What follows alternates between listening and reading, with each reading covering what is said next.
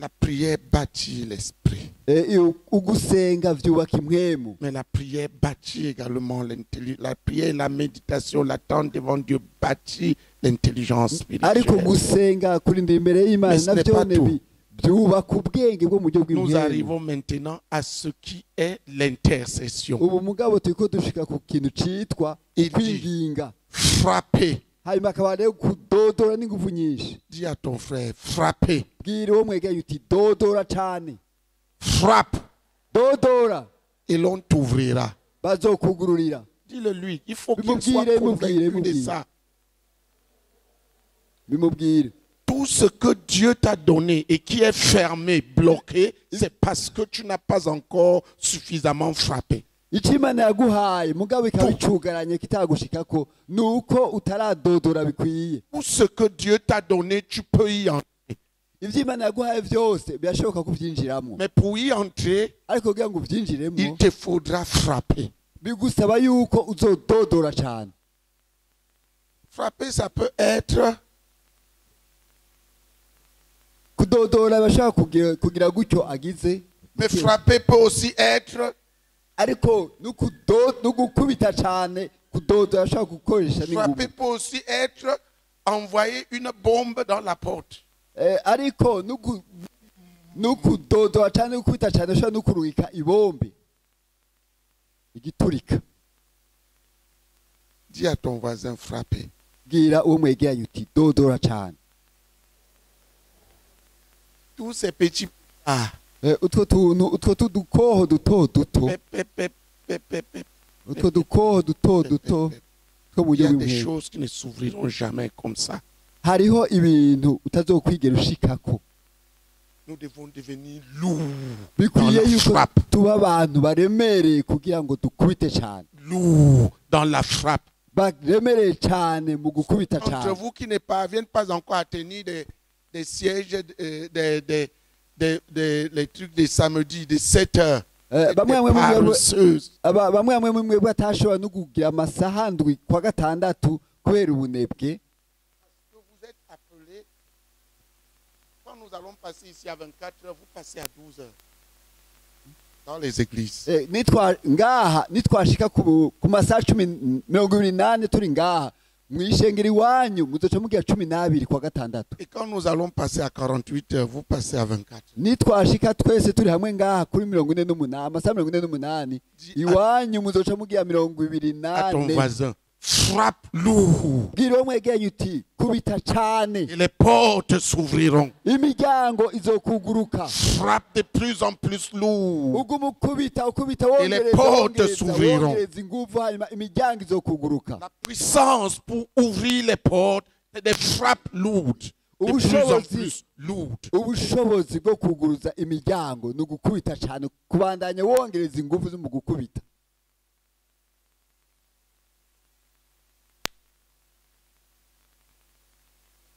Si, quand tu étais jeune, tu étais enfant, igihe wari ukiri umwana tu avais un pétard, tu faisais pep, pep, pep. wakoresha agakoho gatoyi kugira ngo pa pa Tu pa, deviens adulte. hanyuma ugakura Pep, pep, pep. ukabana ukoresha kagakoho Tu gatoyi, deviens vieux ugahinduka ou umusaza vieille. cyangwa umusazakazi, Tu continues pep, pep, pep. ukabana ukoresha kagakoho gato C'est gato. une erreur.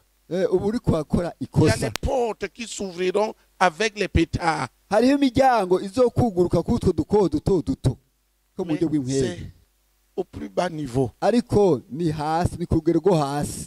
Il faut alourdir ta frappe. bikwiye rero yuko ushiramo Dis ça à ta inkomezi voisine. muri uko gukubita. Alourdis tes frappes. bwira uwo mwegeranye uti shiramo ingufu, shiramo ubushobozi, Guerre de shiramo- l'intercession doit être fait par cette équipe. Ça ne doit pas être une équipe de pétards. ingwano yo mu buryo de bw'impwemu bombardier. izokorwa na mwebwe n'uno mugwi, ntizokorwa n'abantu bakoresha udukoho duto duto. Alourdis tes frappes. shiramwo inkomezi, shiramwo uburemere mu gukubita. Plusieurs d'entre vous qui devaient être des maîtres frappent encore comme des enfants. bamwe muri mwebwe bateze kuba barahindutse abigisha bacakoresha udukoho duto duto nk'abana. Alourdis tes frappes. shiramwo inkomezi muri uko gukubita kwawe. Voilà le verset sur lequel nous travaillons ce matin. Notre uwo culte matinal. ni wo murongo tugomba Cherchez-le. gukorera. muwurondere uwo murongo niwo tugomba dukoreye ko muri kano gatondo. Demandez et il vous sera donné. Nimusabe muzohabwa. Cherchez et vous trouverez. Cherche, quelle est la clé?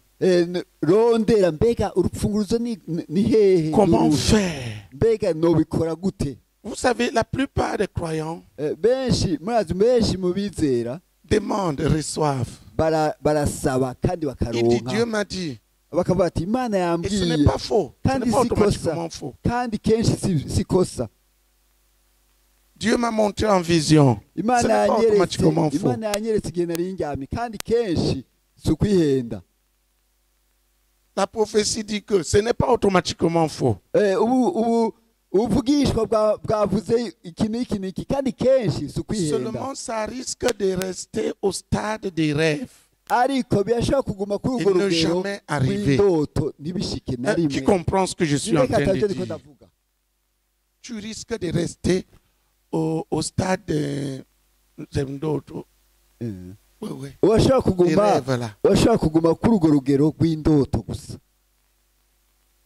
Et la Bible dit Bibiliya nayo ivuga iti que le paresseux rêve yuko umunebwe aguma arota qu'il est en train de manger un gros poulet comme ça. ko ariko arafungura urukoko runini cyane. Et il se réveille, la bouche et le ventre sont vides. Akaca yikangura mu kanwa no mu nda inzara bigira Parce bimwica. qu'il ne s'est pas levé.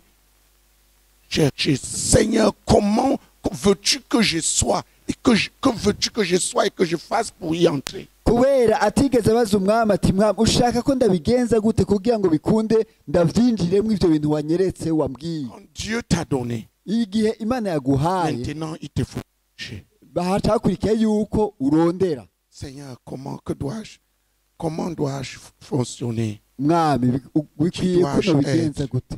Nobigenza gute kugira Que ndavyinjiremo? tout ceci, je puisse y entrer. C'est ce que vous priez pour moi hier. Nous avons commencé à prier pour l'aspect de faire, mais il y a l'aspect d'être. Nico mwariko muramfasha ejo mu kunsengera mu gisata cyo gukora. Te permettre d'être n'importe comment, de vivre n'importe comment, de marcher n'importe comment, de parler n'importe comment, et cela arrive. Kubera yuko ntibikwiye yuko uvuga ugenda uko ushaka ukuri uko ushaka hanyuma ugaca wibaza yuko ivyo bintu bizoshika uko nyene. Tu ne peux pas juste te permettre de faire comme tout le monde, et ça arrive. Kandi ni wowe kwemera yuko Tout le monde. ukora nk'abandi ugaca wibaza yuko bica bimera uko nyene. Séparé.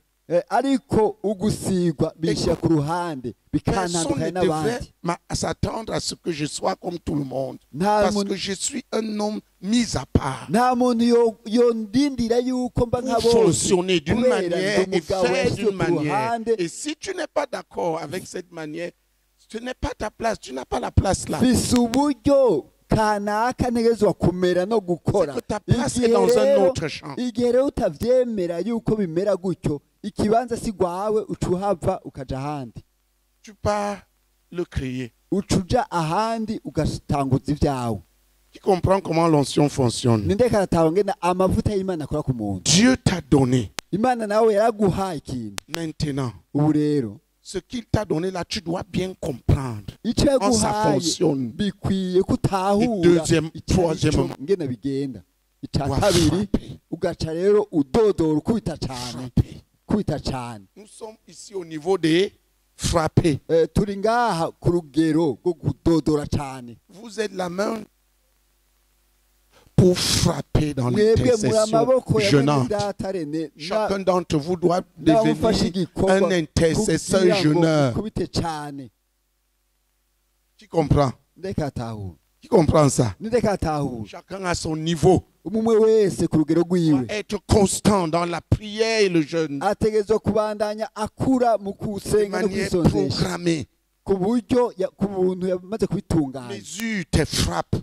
Hanyuma ukaduza ugashiramwo n'ukudodora cane. Mesure la lourdeur de tes frappes. Ukongereza inkomezi muri uko kudodora. Afin de produire le maximum de résultats. Kugira ngo haboneke umusaruro mwinshi.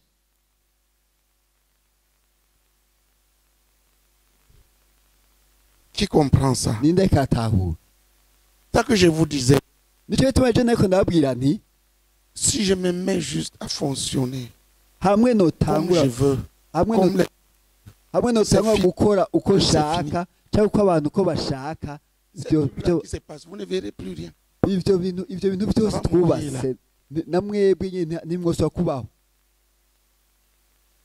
Je suis un révivaliste. jewe ndi uwo aronde C'est-à-dire kuzana quelqu'un qui apporte le réveil, qui azana entretient le ikanguru réveil. azana ikanguru aho nciye hasigara ikanguru Pour que je fonctionne, kugira ngo bikunde rero nkore je dois gutyo prendre la position que Dieu me donne. bikwiye yuko mfata icyo kibanza imana indindiriyeko. Qui comprend? n'indekatahura Il n'y a pas de calcul à faire. nta biharuro bijamwo. Ce que je connais de cette position, il me faut l'assumer. Iyo nzi icyo kibanza bikwiye bien yuko comprendre. ndondera ko ndakibamwe by'ukuri. Et je dois donner des frappes qui sont à cette hauteur. ntegerezwa rero gutanga no kudodora ngashyiramo ingufu bihwanye Cette n'urwo année-ci, rugero. nous allons faire encore des sièges de 12 heures. Uno mwaka rero tuzosaba tugire ukundi gusenga kw'amasaha 12. Mais l'année prochaine, hanyuma no mu mwaka uza naho tuduze. les bima, Ndababwiye yuko muri aba hariya nyene ruguru niko muri yego kandi mabiryoherere. vous les bimanais, vous pouvez encore vous permettre cette heure. Mwebwe bahariye mu bitoke mwacemerewe gukora gutyo ku masaha ndwi Parce que nous sommes encore à 12 heures. kubera turacari ku masaha 12 mu bisagara binini. Maintenant, je ne peux pas vous 12 heures alors que nous restons à 12 heures. Sinoshobora kubahamagarira kugira amasaha 12 natwebwe nyine tukikwi 12. Qui comprend? N'indekatahura. Dis à ton voisin des frappes lourdes. Bwira uwo mwegenye uti Des frappes kudodora lourdes. gushiramwo inkomezi mu Des kudodora frappes lourdes. kudodora n'inkomezi nyinshi Tes frappes doivent s'alourdir. kudodora bikabamo ingufu nyinshi. Dieu vous donne les églises. Posez des frappes lourdes. Imana yaduhaye amashengero kugira ngo dushobore kudodora n'ingufu nyinshi. Pour les évangélistes, c'est l'évangélisation. Pour vous, c'est l'intercession. Ces frappes-là, c'est l'intercession. Kwavuga butumwa ni mvuga butumwa Particulièrement. kuri mwebwe abinginzi ni ukwinginga mukadodora n'ingufu nyinshi. Dis à ton voisin, Bwira frappe, uwo frère. mwegeranye Frappe. uti kubita cyane Frappe. mwene data kubita Frappe. cyane kubita cyane Frappe. kubita cyane Frappe kubita fort. cyane mwene data kubita cyane. Dieu va ouvrir les portes. Imana izotwugura Dis-lui ça. Dieu va imiryango. ouvrir les portes. Imana Frappe. izotwugura Frappe dur. dodora cyane dodora cyane. Dieu Imana va nous izotwugura- ouvrir les Imana portes. izotwugura imiryango. Il n'y a pas de porte fermée qui soit appelée à rester fermée. Nta miryango yugaye yahamagariwe kuguma yugaye. Frère, je vais vous donner. Nagomba ndababwire bene data ikintu cankoze. Je suis arrivé à Kigali. On dit que, Nashitse i Kigali on disait que l'évangile est bloqué là-bas et les gens ne croient pas. Frère, bashavuga ngo ubutumwa Kigali bwiza est plus ntabwo ouvert maintenant burugaye que ngo nta bantu Bujumbura. ngo nta bantu Tu sors là, bakizwa. les gens croient. Bene data ubu Tous Kigali les frères yarugurutse sortent pour donner. umuntu Les wese gens prennent. abantu bose barakizwa baha amatrete Ils baca- prient, les gens guérissent, les gens ils se mettent à abantu suivre. bariko baravuga ubutumwa Applaudissons bwiza pour Jésus. bagakiza abantu bagakiza abantu dukomeye amashyi umwami Yesu. Les portes sont fermées Imiryango yugaye pour ceux qui n'ont pas frappé. kuri abo bataradodora cyane. Dès que quelqu'un qui a frappé apparaît, les portes s'ouvrent. Iyo haje uwuzi kudodora cyane imiryango ica yuguruka hose. Frappe fort, frère. Dodora cyane mwene Frappe, data. frappe. Dodora cyane dodora Frappe cyane dur. dodora cyane gose. Dis à ton voisin, Bwira uwo mwegeranye ti dodora cyane frappe dur. dodora cyane dodora cyane. Planifie de frapper plus fort. Tunganya ngene uzokubita cyane ugumuduza mu kwita cyane Alourdis tes frappes. kugira ngo ushiremo inkomezi nyinshi mu kudodora. Les portes s'ouvrent pour ceux qui frappent. Imiryango iruguruka kuri abo badodora cyane. Et prions. Prie pour toi-même. Duhaguruke dusenge Que tes frappes deviennent lourdes. kugira ngo ukudodora kwawe kujemo inkomezi nyinshi kuremere Prions. dusenge. Yesu ndagutakambiye rwose Ndoro Baba. la kabaka Kugira ngo sabaka jore ungendere kabaka rwose jore la Mwami. kabaka datushoboze mwami Sobakaduru kabakaduru kudodora lakabaka kudodora sabakaduru cyane kaduru. data mu izina rya Yesu Kristo Sabakaduru kaduru ndakwingiza lakabaka. rwose kandi ndagutakambiye udatushoboze kudodora Sabakaduru cyane kaduru kugira ngo lakabaka. imiryango yuguruke Señor Sobakaduru kaduru lakabaka. Sabakaduru kaduru lakabaka. Ngubakaduru kabakaduru lakabaka. Sabakaduru kaduru lakabaka. yuguruke Sobakaduru kaduru lakabaka. Sabakaduru kaduru lakabaka. Sabaka. shoboza kudodora Ngubakaduru kabakaduru lakabaka. Sabakaduru kabaka. Yesu Kristo Duru lakabaka. Sabakaduru kaduru ndasenga ndagutakambira lakabaka. rwose Sabaka. papa mwami dushoboze mwami shoboza mu rumonge mwami shoboza kudodora cyane senye kugira ngo imiryango yuguruke papa odie senye odie senye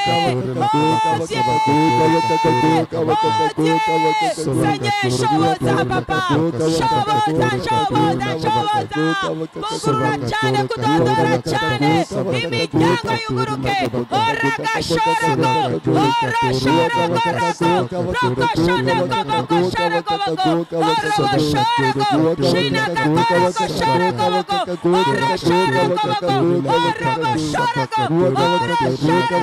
Dis à Dieu, Bw'Imana Dieu, s'il y a les choses bloquées, c'est parce que je n'ai pas frappé et que je n'ai pas frappé. nimba hariho ibintu byaba C'est parce que je bitunganye n'ai pas gushika encore ubu frappé et je n'ai pas encore frappé lourd. nuko ntari bwadodoye kandi ntadodoye cyane Dis-le. bivuge Bw'Imana o data ndasenga ndakura o data ibintu byose byari byazibiwe data ibintu byugaranywe ibintu byazibiwe data nuko ntari bwadodore data ndasenga ndakura data sempre bwadodore cyane o data ndasenga ndakusa data imbabazi data ivyugaye gushika sempre bwadodore Dis-lui, Seigneur, je te crois. bwira umwami uti ndakwizeye Je sais qu'il n'y a rien d'impossible pour toi. ndazi yuko atakintu na kimwe Il n'y udashoboye a pas de porte qui ne puisse s'ouvrir pour toi. nta muryango n'umwe Il n'y a pas de utokuguruka portes qui resteront fermées pour toi. nta Parce muryango que tu n'umwe ouvres et uzokugaye personne ne ferme. Et quand tu fermes, personne n'ouvre. iyo wuguruye nta n'umwe yugara iyo wugaye nta n'umwe yugurura Seigneur, je te crois, je te crois, je te crois. ndakwemera Je te crois, je te crois, je te crois, je te crois. ndakwizera Je te crois, je te crois, je te crois, je te crois. ndakwizera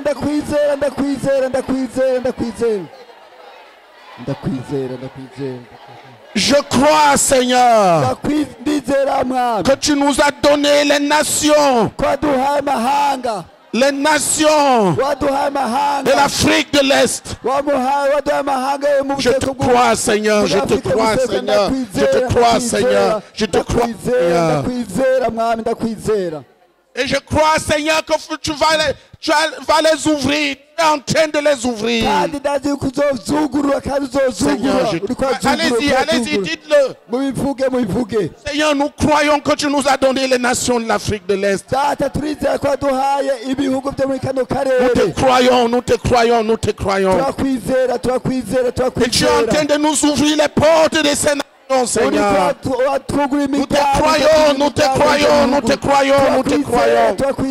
Nous te croyons, nous te croyons. Croyons, nous te Oh Seigneur, fortifie-nous.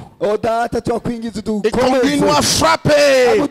À frapper. À frapper. Prions, frère. Continue à frapper sans relâche. Selon tout ce que tu nous as donné. Continue à frapper. Continue à frapper. Continue à frapper. Continue à dire ça au Seigneur. Il nous a donné les nations de l'Afrique de l'Est.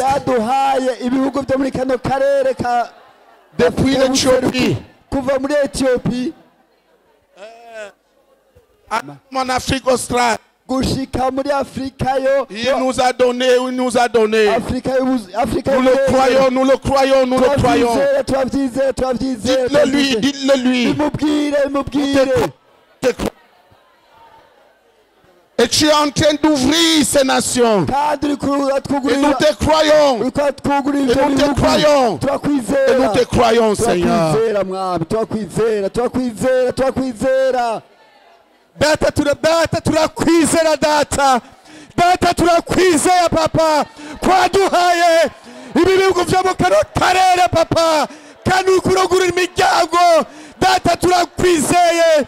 Data turakwizeye kukura bikora kukura bikora kukura bikora kukura bikora kukura bikora mu izina rya Yesu. Data turakwizeye. Data turabyizeye. Data turabyizeye. Data turabyizeye mu izina rya Yesu Kristo. Amen. Amen. Tuizera yuko data tugura imiryango. None data kudodora kuko imiryango igume yuguru. Data turagutakame turakwiye kudodora kuko imiryango yuguru.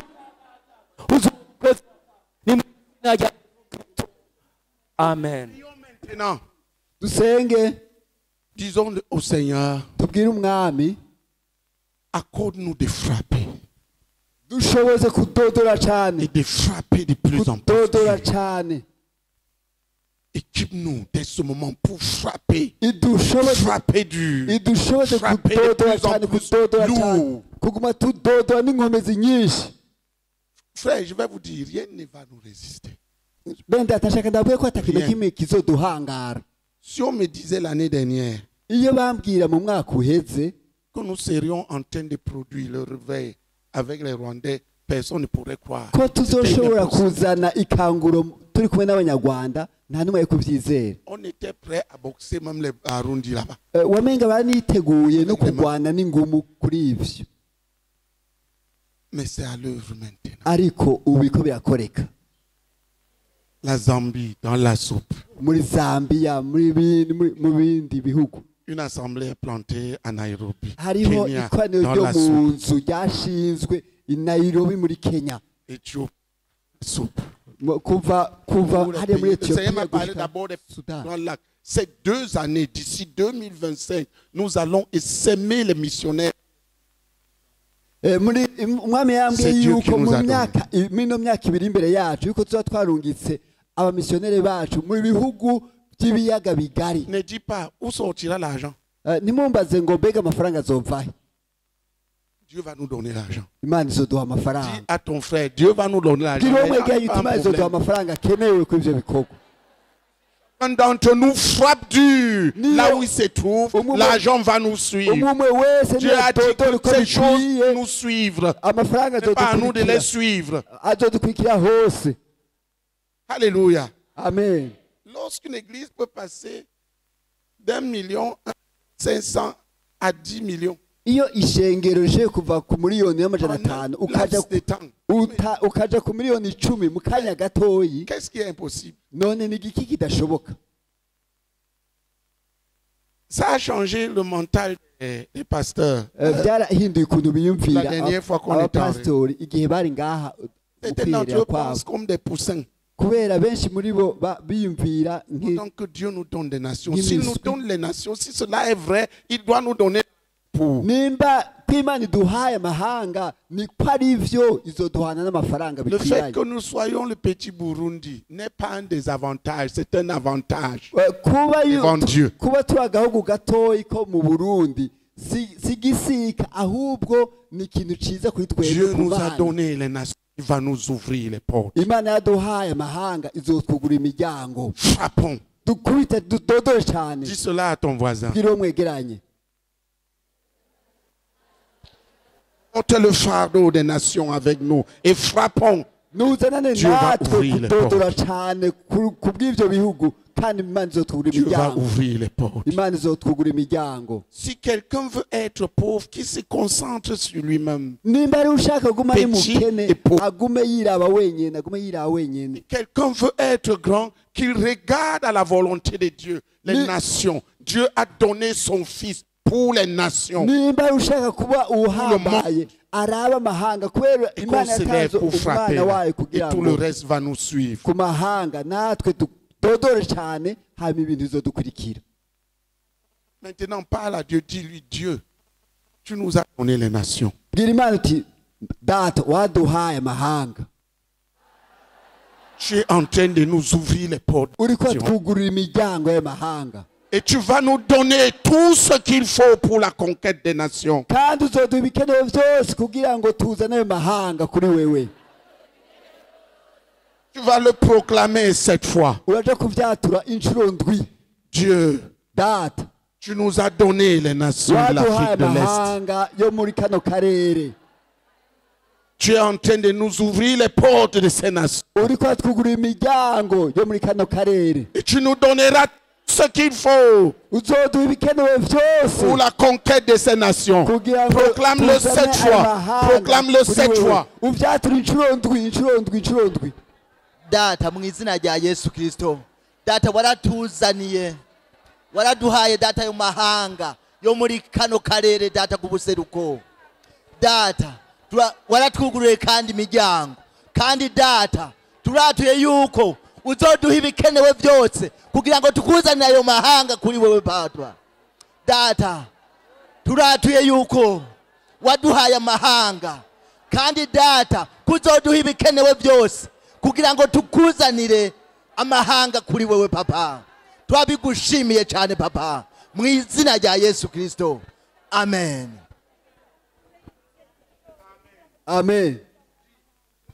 Et maintenant, cette fois, Dusenge rero inshuro ndwi.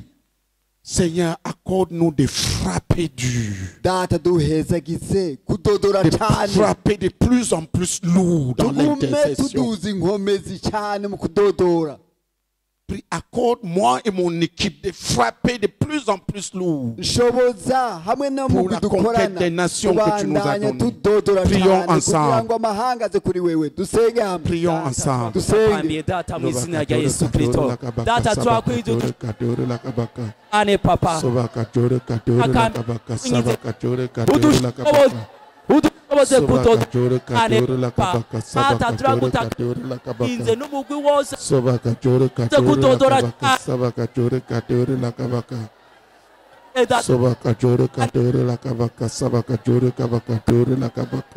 kambe turakwinze maze Papa. Udushoboze kudodora ane Papa. Udushoboze kudodora cyane kugira ngo imiryango igume yuko data data turagutakambye turakwinginze data kugira ngo data udushobora cyane kudodora kugira imiryango igume yuguruka Papa. Data turagutakambye turakwinginze data. Prie pour que Dieu te délivre de toute négligence, de toute légèreté, de toutes ces choses qui te dispersent et t'empêchent de frapper lourd. Usenge ngo Imana ikubohore ubunebwe ikubohore gufata minenengwe ico cyose kikubuza kudodora cyane. Prions ensemble. Dusenge hamwe twese. Data mu izina rya Yesu data turagutaka Papa. Utubohore Papa. Ubunebwe bwose butubuza kudodora cyane. Butubuza kudodora cyane Papa. Data ugenderere mu izina rya Yesu Kristo. Data umbohore Papa. Ubunebwe bwose bumbuza kudodora cyane, bumbuza kudodora mu izina rya Yesu Kristo. Data ubohora izo ngoyi zose, ucagagura izo ngoyi zose zituboshe Papa, zicagagure, zisambure, zicagagure mu izina rya Yesu Kristo. Uzisambure, uzisagagure, zitubuza kudodora. Data tubona ubwo bunebwe bwose mu izina rya Yesu Kristo. Amen. Amen. Prions pour que Dieu donne, Dusengo Imana itange, nous donne, iduhezagize de planter partout dans le pays gushinga mu gihugu cyose, des maisons de prière gushinga aho hose bamaze gushingwa nk'ishengero, où l'on frappe, amazu y'amasengesho kugira ngo l'on frappe jour et nuit sans répit pour la conquête des nations. kugira ngo dushobore kuzana amahanga, Pour la conquête des kugira nations. ngo tuzane amahanga. Prions ensemble. Dusenge hamwe twese. Alléluia. Amen. J'espère que tu commences à comprendre. Nibaza yuko utanguye gutahura. Nous allons prier Aba anye mugihe pour que musenge Dieu nous suscite ngo tuse ngo Imana iduhagurukirize dans chaque zone de Bujumbura iduhagurukirize muri zone imwe yose y'Ibujumbura une puissante maison de prière inzu y'amasengesho ikomeye pour la conquête des nations. kubwo kunyaga amahanga. Qui comprend? Ndakatahu Un endroit où l'on prie ahana jour et nuit aha dushobora gusengera ijoro n'umutaga pour la conquête des nations. kubwo kunyaga amahanga. Que Dieu nous suscite cela. Imana iduhagurukirize ayo mazu y'amasengesho. Dès ce moment, que Dieu œuvre puissamment pour ça. Imana itangwe gukora mu buryo budasanzwe kugira ngo iduhagurukirize ayo mazu y'amasengesho aho muri zone yose y'Ibujumbura. Un endroit où l'on frappe dur. Ahantu dushobora kudodora cyane. Quand tu es faible, igihe ufise intege nke les choses se ferment. ibintu bica vyugara. Ne jamais mettre les choses entre les mains de quelqu'un léger, négligent, faible. Ntugashire Frappe. ntugashire mu minwe va mourir. ntugashire mu minwe y'umuntu afata minenengwe w'umunebwe kubera ibintu bizosha bimera nabi kubera atazoshobora kudodora. Les choses de Dieu ibintu by'Imana progressent biguma bitera intambwe entre les mains des violents. mu minwe y'abantu bahatuza. Ah, il est écrit. Kubera handitse ngo Le royaume de Dieu est forcé. ubwami C'est les violents qui s'en ubwami emparent. bw'Imana burahatuzwa kandi n'abahatuza babushikamo.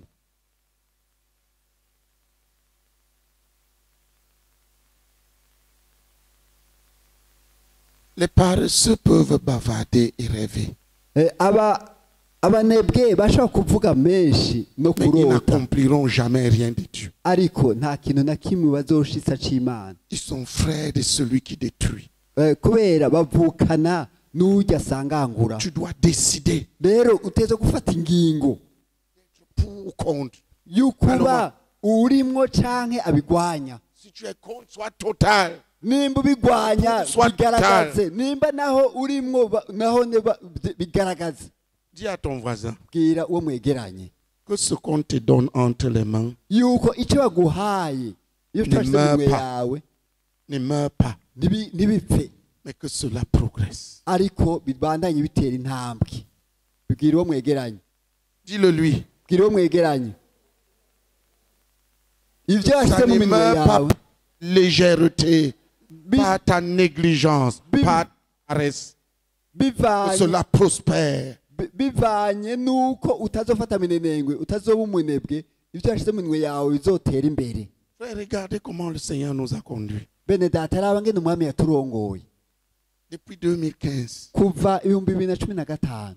d'abord les dons, Ubwa mbere na mbere ingabe zo kurobanurwa, puis les équipes. ubwa kabiri acahaza imigwi, Maintenant le programme.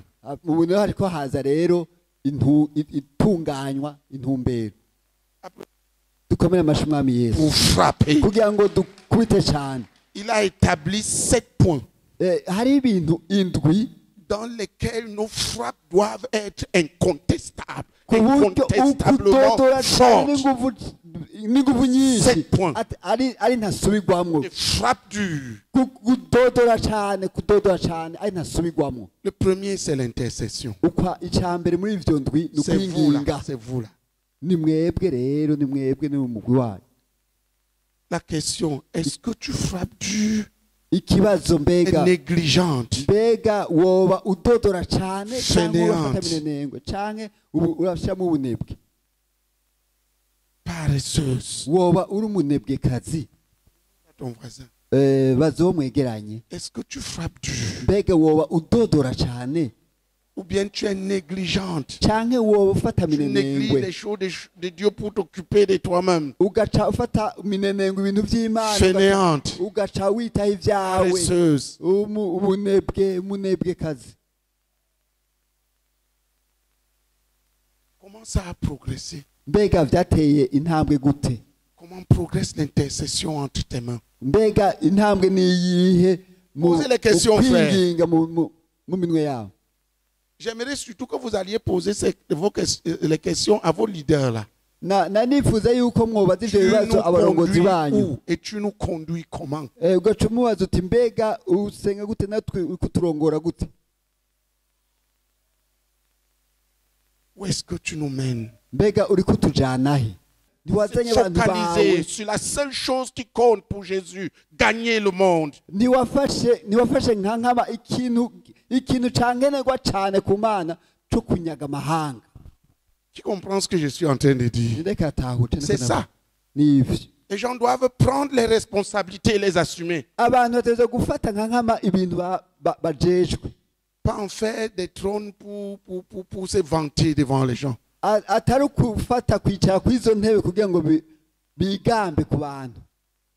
J'ai vu beaucoup de slogans. Je ne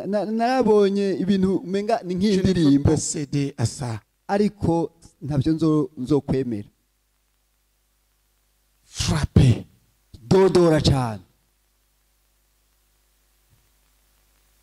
Va dire à ton dirigeant, conduis-nous à frapper.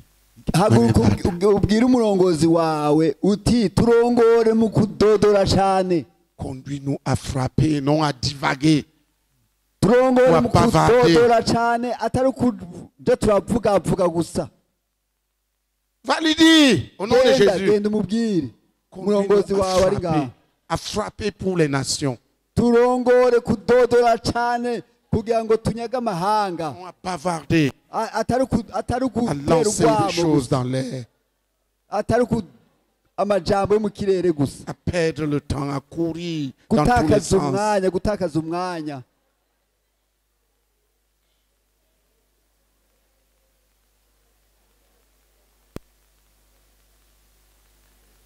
Je veux que vous deveniez des leaders.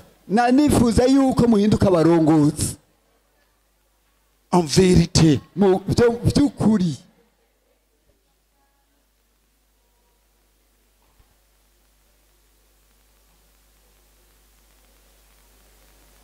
Je veux parmi vous des leaders dans le jeûne, des leaders dans la prière.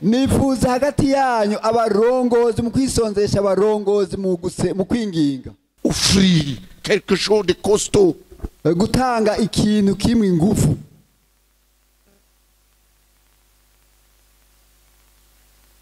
Tu comprends ce que je suis en train de dire? Je suis en train de conduire les gens à prier ou je suis en train de prier seul. C'est ça être intercesseur. Ce n'est pas s'agiter pep dans tous les sens.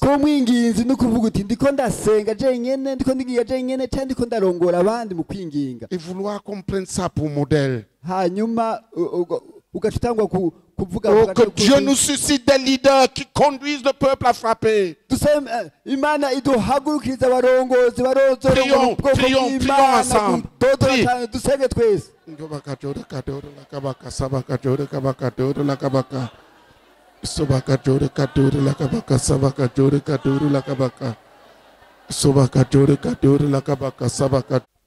Tu as la grâce d'avoir les gens, conduis-les. Wagiriwe ubuntu kufisa abantu urongoye barongore rero mu gusenga. Pas prier pour toi-même. Nubarongore ngo baze gusengera. Apporter avec nous les nations. Ariko wikorane natwe kunyaga amahanga. Ne pas dire aux gens prions pour que j'aie la robe la plus belle de Bujumbura. Nugende ngurondera abantu urongoye ngo nimusenge kugira ndonke ikanzu nziza ya mbere Bujumbura. On ne peut pas en même temps être prophète et être une princesse dans la cour des rois. C'est impossible. Nushobora kuba le choix. Nushobora kuba mu mwanya umwe umuvugishwa kazi ngongere ube umwami kazi ibwami. Chacun fait le choix. Umwe wese ahitamwo kimwe. Tu es un leader de l'intercession, pose-le. Plusieurs d'entre vous sont dans la position où ils peuvent conduire les gens. Ils le conduisent de manière claire, ordonnée. Payant le prix. Je vous ai dit, si je suis à votre place, je veux fonctionner comme intercesseur. C'est très simple. Chaque jour de la semaine, je prends un nombre de personnes qui prient avec moi. 3 à 4 heures. Soit le soir, soit la nuit. ngafata ku mugoroba canke ijoro byoroshe. Et chacune de ces troupes, je les forme pour une chambre de prière. Hanyuma uwo mugwi wose dukorana nka ndiko ndawuhinguramwo icumba c'amasengesho. Écoutez frère, vous savez pourquoi vous bavardez? Bene data maze igituma mugwa muvugavuga. Parce que vous êtes plein d'énergie et vous ne vous fatiguez en rien de Dieu. Kubera murafise ingufu nyinshi mugabo mugaca muruhishwa n'ubusa. Donne-moi 8 heures à 10 heures de prière. Il te reste la faute pour aller bavarder. Nome amasari hagati ya 8 na 10 y'amasengesho hanyuma uzoze umbwire uti ndacafise ingufu zo kuvugavuga. Quand tu entends des bavardages, des querelles, des disputes, c'est que tu as affaire à des femmes et à des hommes charnels. Iyo wumva abantu baguma bavugavuga remplis de l'énergie du monde et de la chair. Ubufise abagore n'abagabo bo mw'isi bacuzuye inkomezi zo mw'isi. Dis à ton voisin, donne-nous 8 heures à 10 heures chaque jour.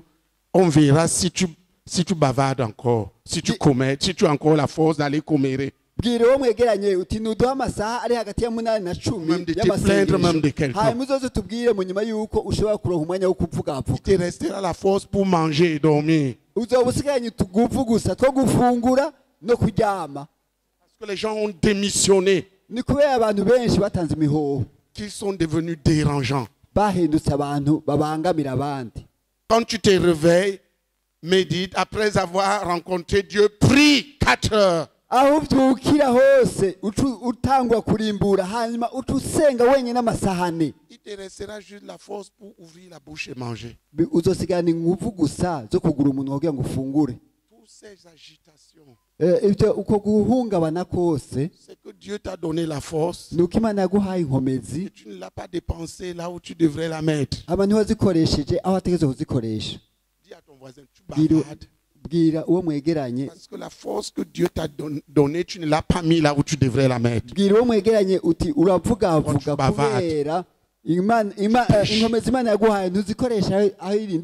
Ça à ton voisin.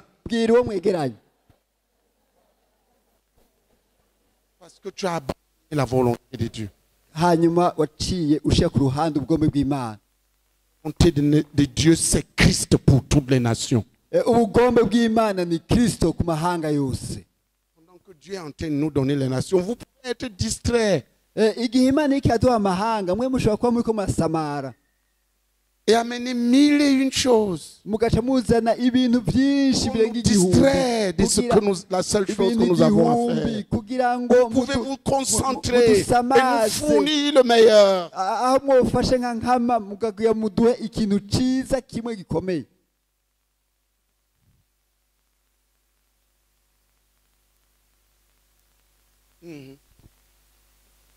Y aura-t-il des gens qui vont risquer dans cette affaire? Mbega tuzoronka abantu bahakwa kubw'ivyo. Ils vont se spécialiser à frapper. Bazoba babitumwako mu gukubita mu kudodora cyane. Si tu es une de ces personnes, lève-toi et prie. Nimba uri umwe muri abo haguruka usenge. Parle à Dieu de ton propre engagement. Et souviens-toi toujours qu'aujourd'hui tu as parlé à Dieu. Tu es de ces personnes qui veulent se centrer, frapper lourd et conduire les gens. Lève-toi et parle à Dieu.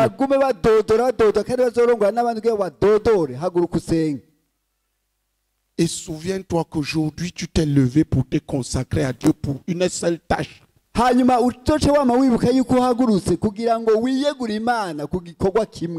Qu'on ne te retrouve pas en train d'aller bagarrer avec les pasteurs pour les corriger parce que ce n'est pas ta tâche. Consacre-toi à ta tâche et deviens grand.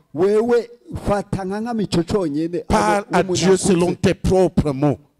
Tu as 3 minutes pour ça. Pour te consacrer, pour te réconsacrer. Prions ensemble. Dieu te remplisse de Saint-Esprit et de force dès ce moment. pour accomplir violemment ta tâche chaque jour.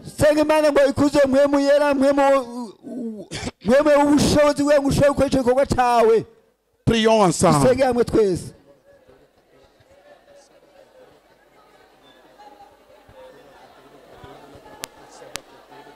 Saint-Esprit t'éloigne, que Dieu t'éloigne des Saint-Esprit et de force pour accomplir cette tâche violemment chaque jour.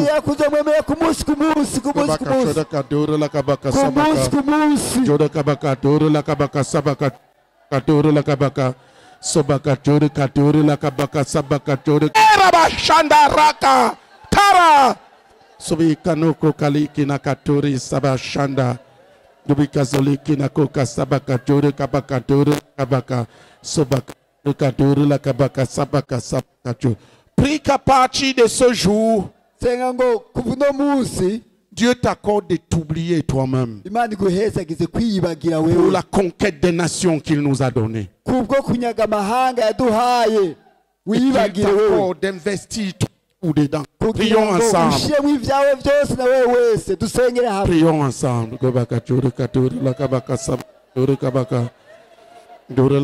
Kenakata, Sobekata, Raka, Destababakani, Kikadone, Sobakile Kanakatara, Zubakinakata, Gubika Shandaro, Kabaka, Sabakature, Kature, Lakabaka, Sobakature, Kature, Lakabaka, Sabakature, Kature.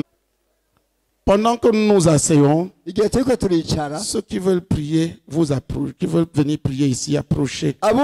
Ici et là. Pour prier un après l'autre. Data mu izina rya Yesu Kristo, mwami ndafukamye imbere yawe, mwami ndaje n'umutima uciye bugufi kugira mwami ngo umbohore ubunebwe bwose mwami. Ndakwinginze mwami umushoboze kwiyibagira kugira ngo bikunde menye umutwaro dufite wo kunyaga amahanga mwami. Ndakwinginze ndagutakambiye ngo se mwami ngirira ubuntu mwami, umbohore mwami, bohora ubunebwe no gufata minenegwe igikorwa wampaye mwami, bohora kurongora mwami. Ndakwinginze ushobotse kurongora abo ndongoye mwami, mu guhatuza mu kudodora mwami. Ndakwinginze ndagutakambira agashitsi ragashitsi mwami.